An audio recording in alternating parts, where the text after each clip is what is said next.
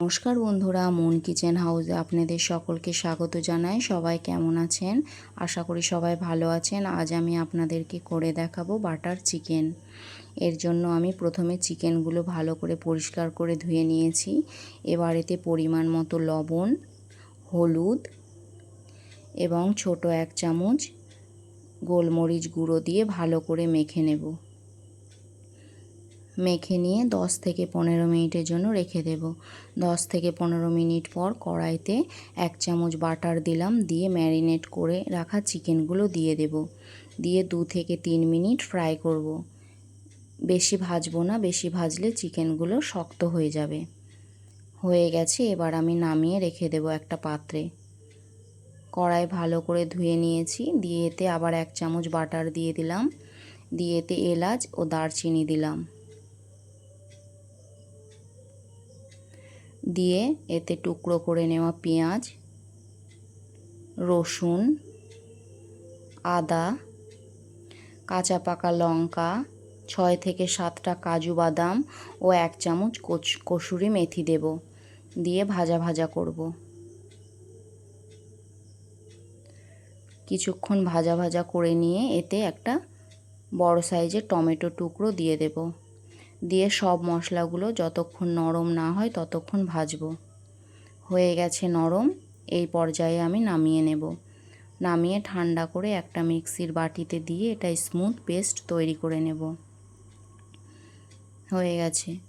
এবার কড়াইতে 2 চামচ মতো সর্ষের তেল দিয়ে এতে শুকনো লঙ্কা, তেজপাতা এবং জিরে ফোড়ন দেব। ফোড়নটা লাল হয়ে এলে এতে গ্রেট করে নেওয়া আদা, রসুন কুচি এবং পেঁয়াজ কুচি দিয়ে ভালো করে ভাজা ভাজা করব।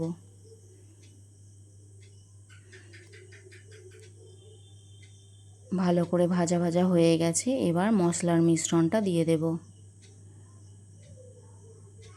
বাটি ধুয়ে একটু জল দিয়েছিলাম, দিয়ে এতে হলুদ, লবণ এবং খুব সামান্য একটু চিনি দিয়ে মশলাটা কষে নেব।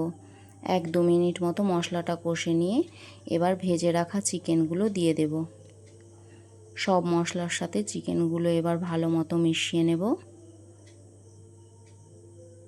দিয়ে ঢাকা দিয়ে 5 মিনিট মতো রেখে দেব। 5 মিনিট পর ঢাকনা তুলে মিডিয়াম ফ্লেমে এবার আমি মাংসটা কষবো। মাংসটা কষতে কষতেই সেদ্ধ হয়ে যাবে, যেহেতু ঢাকা দিয়ে রেখেছিলাম 5 মিনিট, তখন অনেকটাই সেদ্ধ হয়ে গেছে। দেখুন অনেকটাই কষানো হয়ে গেছে, এবার তেল ছাড়বে। তেল ছেড়ে গেছে, এবার আমি জল দেব। এখানে গরম জল ব্যবহার করেছি, বেশি জল দেব না, অল্পই গ্রেভি গ্রেভি থাকবে।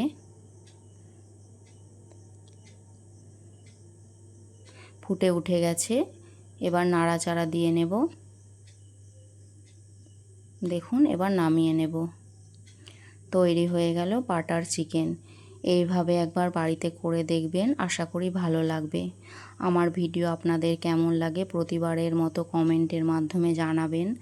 আপনাদের কমেন্টগুলো আমাকে প্রচণ্ডভাবে মোটিভেট করে, যার জন্য আমি নতুন নতুন রান্না দিতে উৎসাহিত হই। এইভাবেই সব সময় আমার পাশে থাকবেন, সাথে থাকবেন। সকলে সুস্থ থাকবেন, ভালো থাকবেন। ধন্যবাদ।